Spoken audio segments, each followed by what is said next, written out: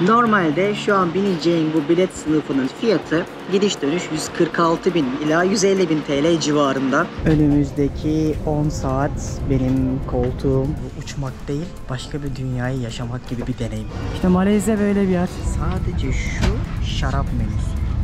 Somon söyledim başlangıç olarak. Yani bu heyecanı özlemişim. Hala bir şeyler geliyor. Diyelim uçağa binmeden golf oynayabiliyorsunuz. Böyle yatarak. O portakal suyunu içeceğim oğlum, görürsünüz. Dünya turumun 3. ayağı Malezya'dan başlıyor.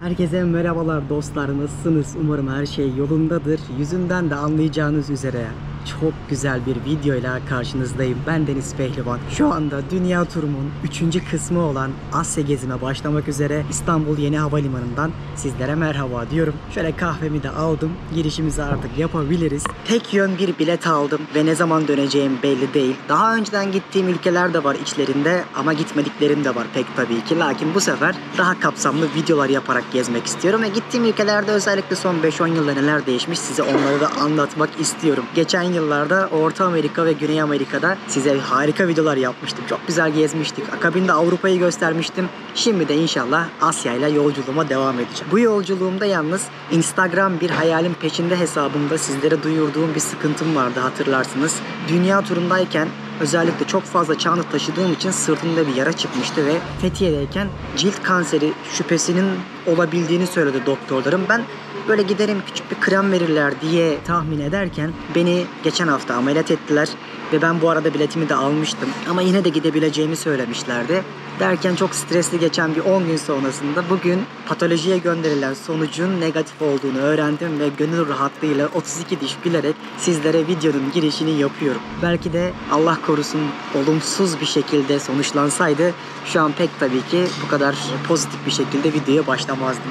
Bu arada sürçülisan edersem affola, çünkü uzun zamandır video çekmiyorum. Heyecanımı bağışlayın. Çok güzel yerlere gideceğim için motivasyonum tam. Özellikle rapordan sonra aldığım o güzel haberden sonra enerjim harika.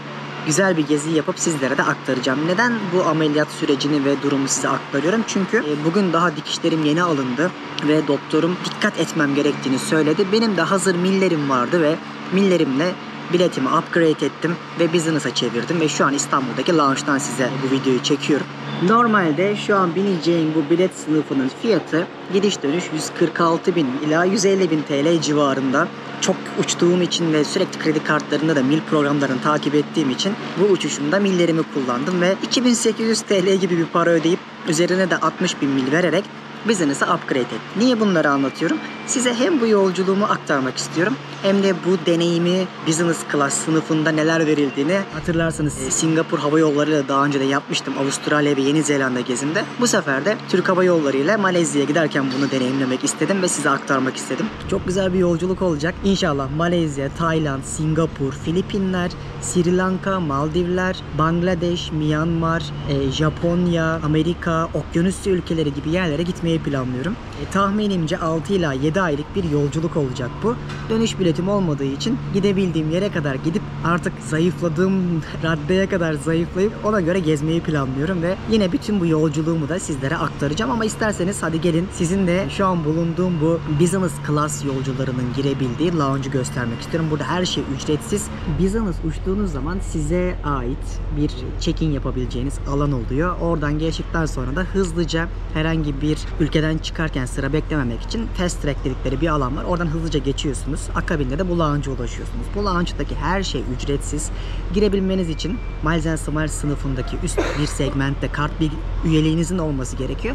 Ya da business uçarsanız bundan faydalanabiliyorsunuz. Bu arada Türk Hava Yolları bu videoma falan sponsor olmadı. Tamamen paramla ve millerimle bunu alıyorum. Kaç yılın birikmiş millerini daha doğrusu. Keşke olsalardı. Ama yine de çok güzel bir deneyim olacak benim için de. Yaklaşık 10 saatlik bir uçuş yapacağız birlikte. Çok keyifli ve konforlu geçeceğine de eminim. Daha hala Kuala Lumpur'daki otelimi vesaire almadım bile. Onları da birazdan almayı planlıyorum.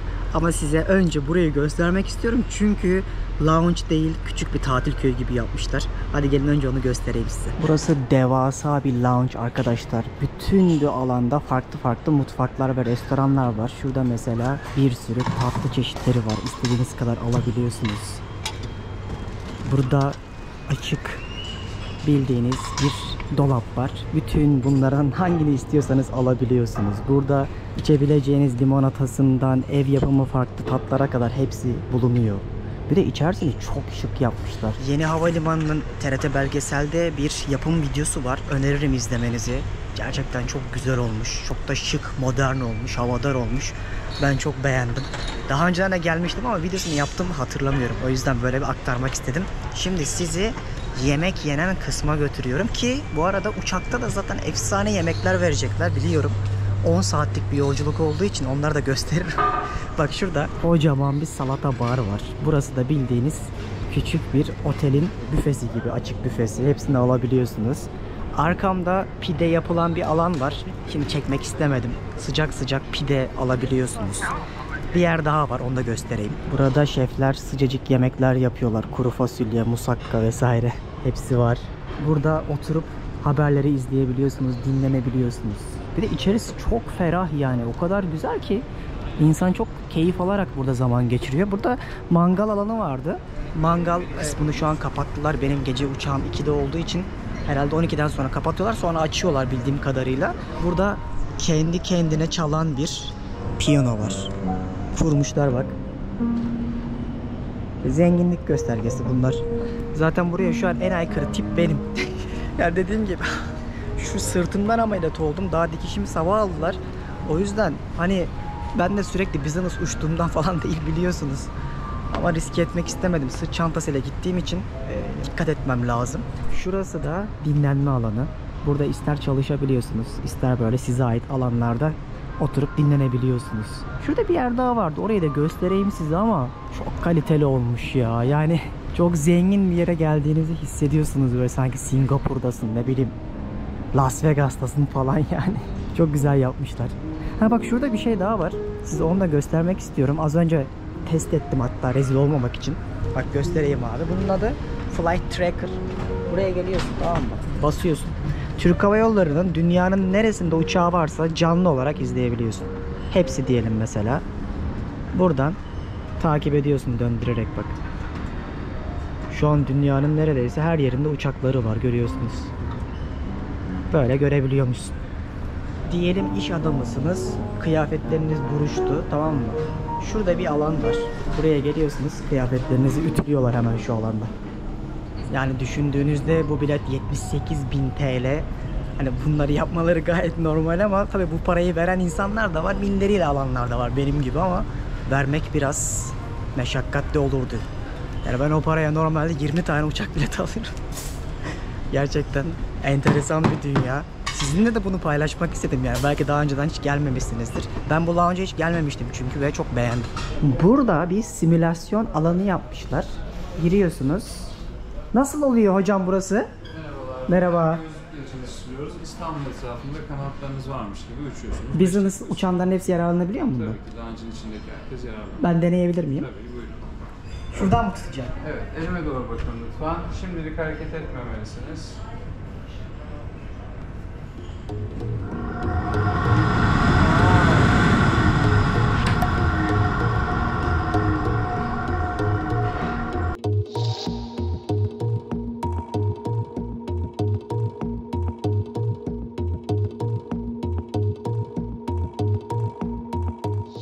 Muhteşemdi ya.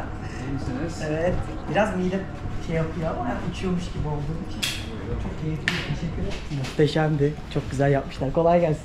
Böyle farklı adrenalin yaşayabileceğiniz alanlar da kurmuşlar. Çünkü bazen çok uzun uçuşlarda aktarma olduğunda burada keyif almanızı istiyorlar. Mesela diyelim uçağa binmeden biraz böyle keyif yapmak istiyorsunuz. Buyurun, golf oynayabiliyorsunuz.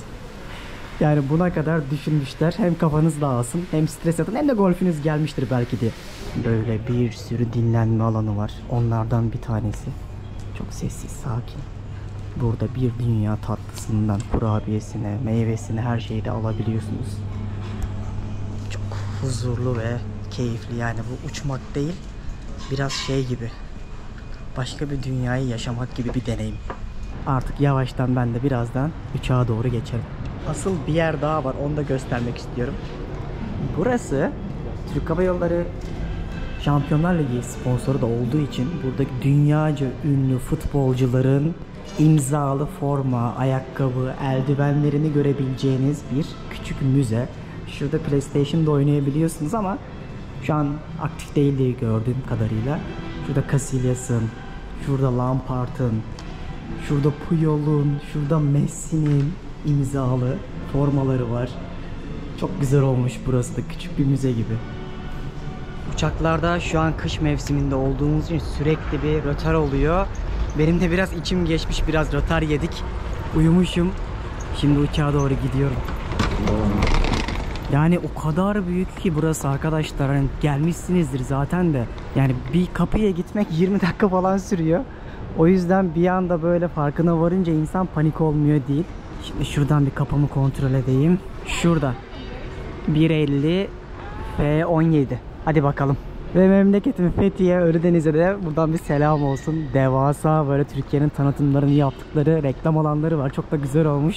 Yani bu heyecanı özlemişim. Beni en çok heyecanlandıran da şey, burada şu an kış mesela, indiğimde yazı yaşıyor olacağım. Böyle bir anda dünyanın güzelliklerini yaşamak muhteşem bir duygu. Bir anda böyle yazdan kışa, kıştan yaza geçince insan şey oluyor böyle. Lan diyorsun, ne kadar güzel yaşamak. Herhalde hala bitmeyen bir tutkumuz var ya. İnşallah hepinize nasip olur. Şimdi son dakika yetiştim, şu kalabalığa bakın. Bir A'yı vermiş sistem bana otomatik olarak, oh şanslıyım. Rahat rahat yata yata gideceğim. Hadi bakalım, uçağa biniyoruz.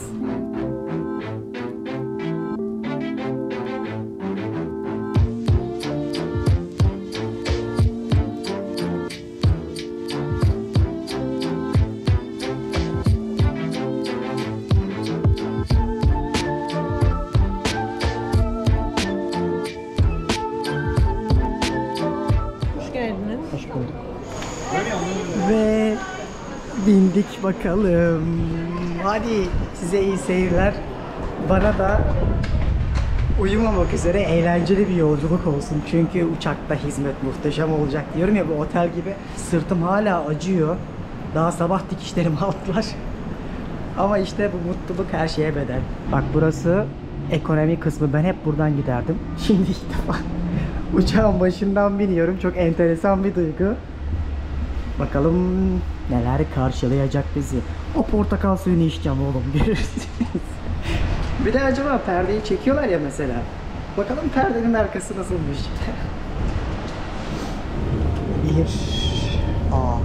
Önümüzdeki 10 saat benim koltuğum burası olacak. Şansıma da yanımda kimse yok muhtemelen.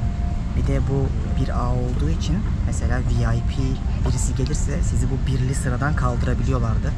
Bunu bana uyarmışlardı zaten. Gelen giden yok. Hadi bakalım, başlıyoruz. Şimdi hemen daha biner binmez bir böyle rahatlamamız için welcome drink, hoş geldiniz içeceği verdiler. Portakal suyu. Bunsuz uçamazsınız yani. Güzelmiş yalnız. Taze sıkım. Bir de menü geldi. Uçak kalkmadan hemen menüyü veriyorlar. Vallahi ne ararsanız var. Mezeler, ana yemekler, içecek menüsü var. Kokteylere kadar yapıyorlar. İnanılmaz. Sadece şu şarap menüsü. Envai çeşit şarabı seçebiliyorsunuz. Şampanyalar var. Var oğlu var, anlayacağınız. Ve hemen kit vermişler. Böyle üşümeyelim diye battaniye var bunun içinde muhtemelen. Açacağım hepsini sırasıyla. Bunda ayakkabımızı koymamız için bir terlik ve ayakkabınızı içine koyabileceğiniz bir yer. Terlik. 2 tane. Bir çift terlik var. Ve söylediğim gibi battaniye. Muhteşem ya. Çok keyifli. Daha önceden de birkaç defa böyle gezdiğimde business'la uçtuğumda videosunu yapmıştım ama bu son birkaç yıldır yapmadığım bir deneyimdi. Özlemişim. Böyle ara sıra insan kendini şımartmalı. Şimdi de şöyle bir kit verdiler. Bunun içerisinde de kişisel bakım ürünleri var. Açıp bakalım. Yüz temizleme jeli gibi, losyonu gibi bir şey. Dudaklarınız kurumasın diye bir krem gibi bir şey. Diş macunu, vücut losyonu, kulak tıpası. Markanın tanıtımı olan bir şey. Çok önemli değil. Burada da ayacıklarınız üşümesin diye çoraplar ve göz maskesi. Yalnız bu göz maskesi çok iyiymiş. Yumuşacık. Çok beğendim.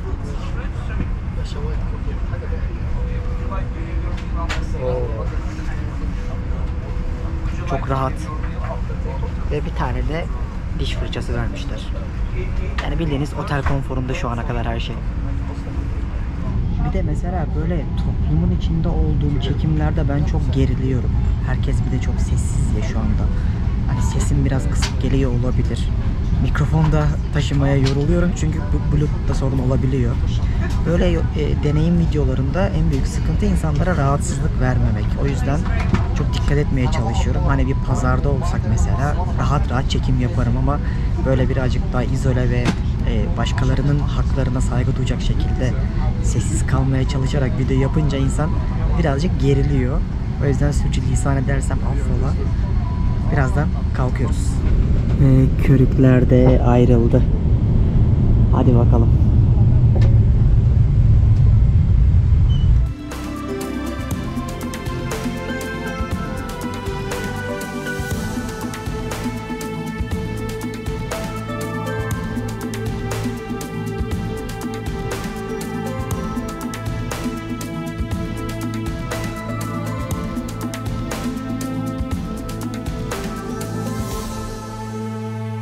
Böyle bir sıcak havlu geldi.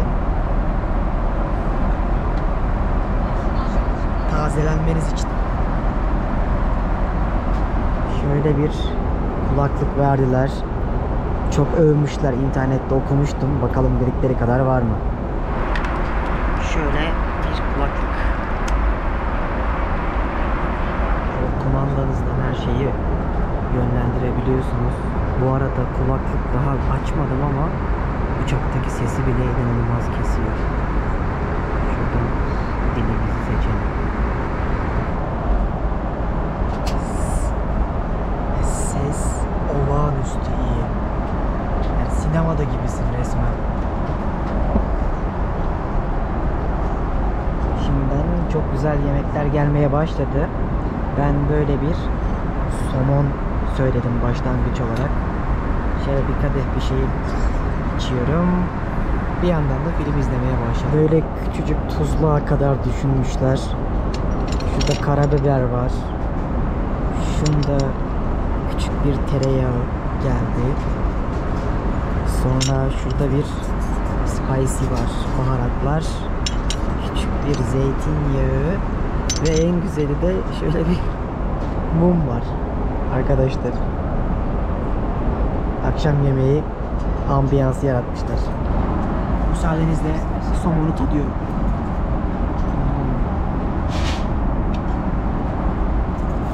Norveç'tekiler gibi. Çok güzel. Şimdi de ana yemek olarak böyle bir balık geldi.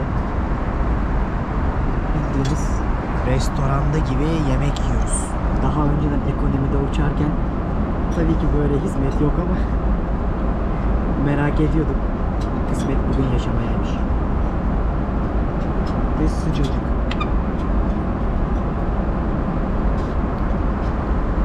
Çok güzel. İçeride şefler var. Onlar hemen hazırlayıp getiriyorlar. İnanılmaz güzel. Hala bir şeyler geliyor. Şimdi de böyle bir tatlıları olan çok güzel bir tabak yapmışlar. Vallahi yatmadan önce pek iyi olmayacak ama son kez yiyelim bakalım. Ben en çok bunu beğeniyorum. İnanılmaz. Sanki Antep'ten yeni yapılıp gelmiş gibi.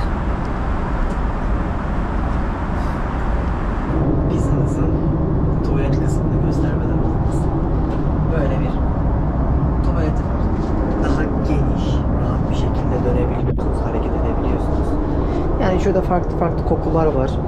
Şurada kolonya var. Burada farklı kremler var. Şampuan, sabun var vesaire. Yani genel olarak pek bir farkı da yok.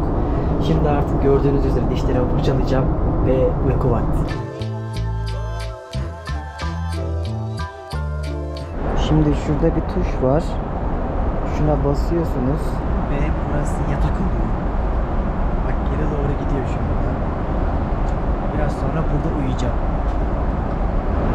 Şimdi böyle yatarak bir 6 saat daha gideceğiz. Hadi bana iyi geceler. Hani evde böyle uyumamışımdır.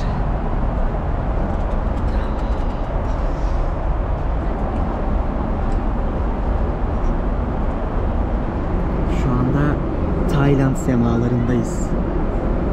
1,5 saat kaldı. Ve güneş doğmuş.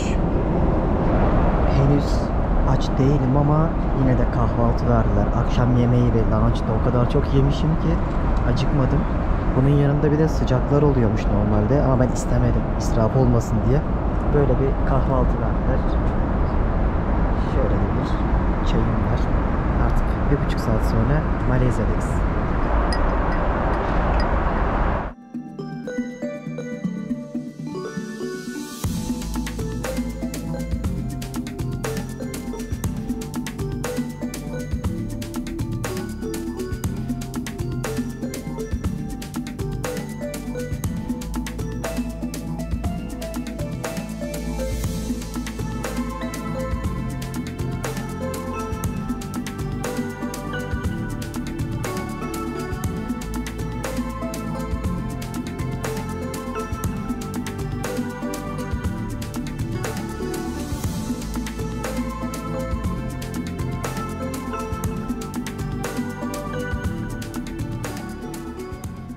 Harika bir şekilde indik.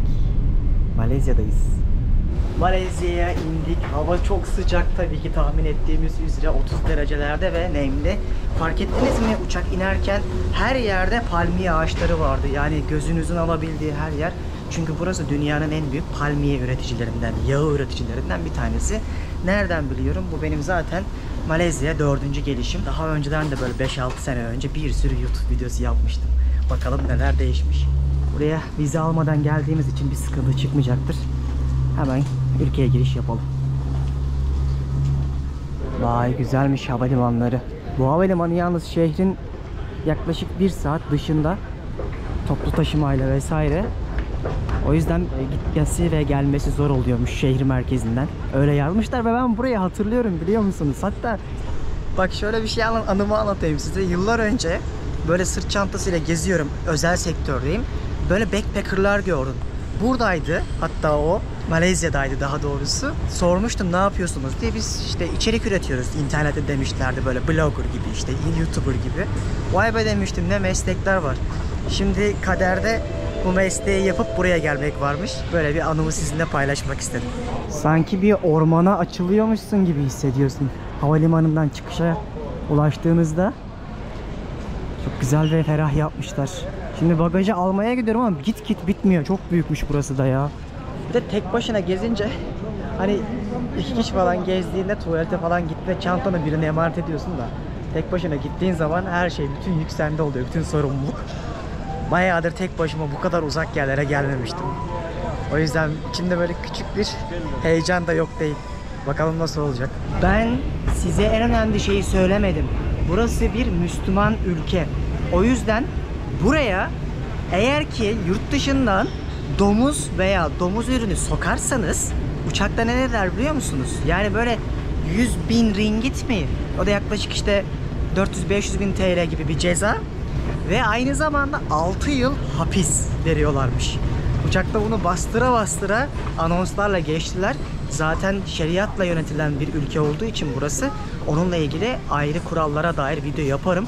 Ama Malezya'ya geliyorsanız kesinlikle bunu aklınızın böyle en tepesine, köşesine yazın. Yiyen vardır, yemeyen vardır. Saygımız sonsuz sonuçta ama böyle bir önemli durum oluyormuş Malezya'ya girerken. Haberiniz olsun. Yaklaşık 20 dakikadır yürüyorum arkadaşlar. Git bitmiyor. Batu Caves ve ülkenin işte farklı yerlerinden çok güzel turistik noktalarını gösterdikleri şey yapmışlar. Fotoğrafları koymuşlar. Hepsini göreceğiz. Merak etmeyin. Burada hala kabileler var biliyor musunuz? Özellikle Papua Yeni Gine tarafına doğru bir Sabah bölgesi var. Oralar mesela. Belki oralara da giderim cesaret edebilirsem. Ülkeye girişte hiçbir şey sormadılar. Kaç gün kalacaksın vesaire. Standart yani belge olarak bir şey görmek istemedi. Hoş geldin dedi. Rahatça girdik.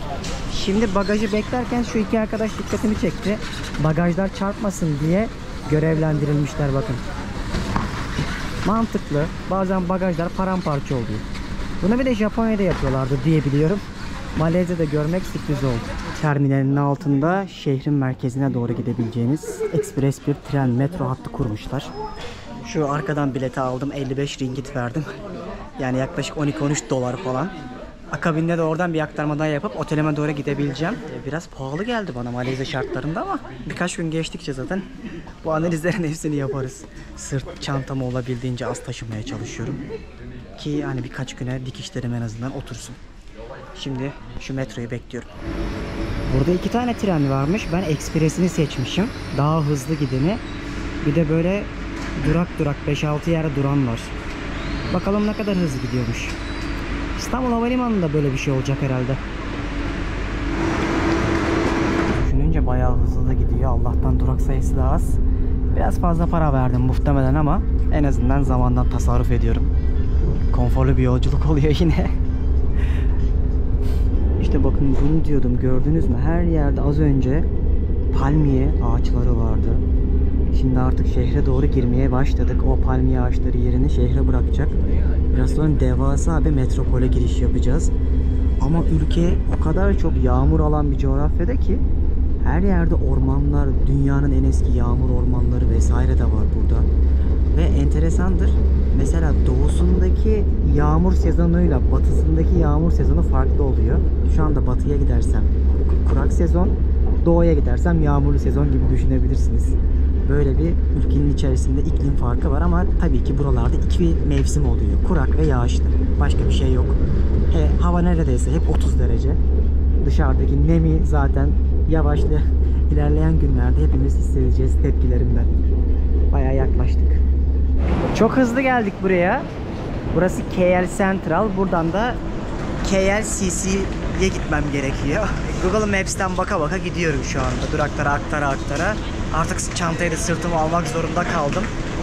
İnşallah otele çok bir şey kalmadı. Ya dikişler olmasa hiç önemli değil. Zaten çok hafif yaptım çantamı da. Doktor ne olur ne olmaz diyerekten bir 4-5 gün daha iyice kaynasın demişti. İnşallah bir şey olmayacak. Daha dakika bir. Anasını satayım. Bildiğim tren biletinin kopyasını kaybetmişim. Çıkamadım.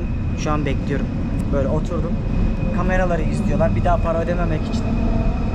Ya. Neyse. Heyecanlı başladı bakalım. Yoksa 55 ringgit daha ödeyeceğim. O da 12-13 dolar daha demek. Diğer türlü çıkarmıyorlar. Bana biletin aynısından verdiler.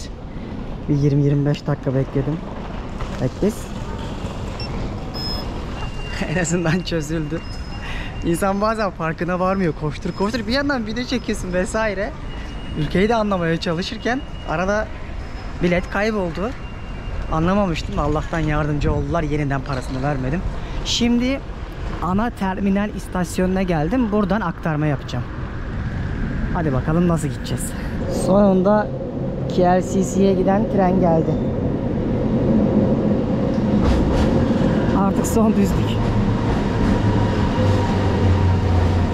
Bu bilet çok ucuzdu bu arada. 2 ringgit falan verdim. 1 dolar 4,5 gibi düşünün. Oldukça uyguna götürüyorlar şehir içinde ki abonmanlığınız varsa 1,20'ye falan geliyormuş. O kadar araştırdım yani. O buz. Buraların en büyük sıkıntısı bu işte. Yani dışarısı yanarken kapalı alanlar hep böyle soğuk olacak ve bu da hastalık sebebi. Şoförsüz trenimizden iniyoruz. KLCC durağına geldim. Burası bildiğiniz Malezya'nın en ünlü bölgesi. Bütün o gökdelenler, finans merkezi, Petronas ikiz kulelerinin olduğu yakın bir yere otel tutmuştum. Bu arada fark ettiniz mi metroda falan insanların yüz tiplerini falan? Yani Hintli var, Bangladeşli var, Çinli var, Malay var. O kadar karışık bir ülke ki Malezya'nın kökleri. Bununla ilgili zaten böyle bölüm yapacağım. Çünkü burası zamanında ticaret beşiğiymiş. O yüzden bu kültür çeşitliliği, yani net bir şekilde şu insanların bakın tipi Malezyalı diyemiyorsunuz. Resmen her milletin bir karışımı gibi. Artık son durağa geldim. Otele yaklaştık. Oha, şuraya bakın. Yılbaşı kutlamalarından dolayı her yeri nasıl süslemişler. İşte Malezya böyle bir yer. Bak şuradan da bir çıkalım. Göstereceğim size. Aradığınız her marka var buralarda. Kapitalizmin her yere girdiğini zaten biliyorsunuz artık. Guatemala'da, Nikaragua'da bile vardı ve şu an yüzüme bildiğiniz alev geliyor. O kadar sıcak, nem var dışarıda. Finans merkezine geldim. Bir anda dünya değişti ve karşınızda dünyanın en ünlü yapılarından Petronas İkiz Kuleleri. Bayağı ihtişamlı görünüyormuş. Bir kere daha görünce insan net şöyle bir şaşırmıyor değil. Işıklandırması falan da bayağı güzel. Artık otele gitmem lazım. Sonunda geldim. Şöyle bir binaydı. Girip bakalım içeriye. İnşallah doğrudur ha. Yallahım buz gibi içerisi. Şuraya bak. Suyum çıktı. Şimdi burada bir sürü rezidanslar var ve mesela burası 48 katlı bir gökdelen. Ben Malezya'ya gelmeden önce çok bakmıştım bunlar ve Airbnb mantığını düşünebilirsiniz.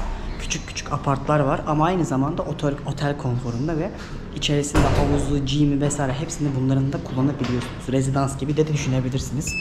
Ben buraya 1000 TL mi 1100 TL mi ne verdim gecelik. 30 dolar civarında hiçbir şey. Zaten bu gezimde yaşadığım deneyimleri açıklama kısmına yazacağım. Hani Malezya'ya gelirseniz size onlar da rehber olur. Benim odam da 40. kattaymış. Asansörü bekliyorum. Gym varmış, şarap evi varmış. 47'de yemek yeri, jacuzzi, havuz, çamaşır yıkama yeri varmış. 46'da toplantı yerleri varmış. Çok güzel planlamışlar her şeyi. Güzel olacak ama bak yoruldum. Bir gündür falan yoldayım. İnsan tabii yoruluyor ister istemez. Bir de şu artık sırtımı çok acıtıyor. İnşallah açılmamıştır. En çok ondan korkuyorum. 40. kata geldik bile. Gökdelenler kenti Kuala Lumpur.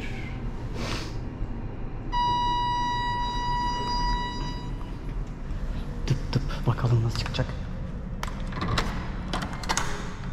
Haydi bakalım bismillahirrahmanirrahim. Oo. Süpermiş ya. İçerisi var ya. Ya gecelik 1000 TL civarına böyle bir yerde nasıl kalabilirsin? Abi bana ait fıstık gibi bir rezidansın içindeki duş, tuvalet, benim odam böyle full ışık da alacak zaten. Cam olduğu için her alandan güzel bir uykuyu çektikten sonra uyanması olur. Şurada küçük bir adam, mikrodalga fırını, çamaşır makinesi, buzdolabı. İstersen şurada yemek yapabileceğin küçük bir fırın. Otur burada bilgisayarınla işlerini yap, televizyonunu izle. Şurada çalış. Ve bakın ne kadar yüksekteyim. Oho.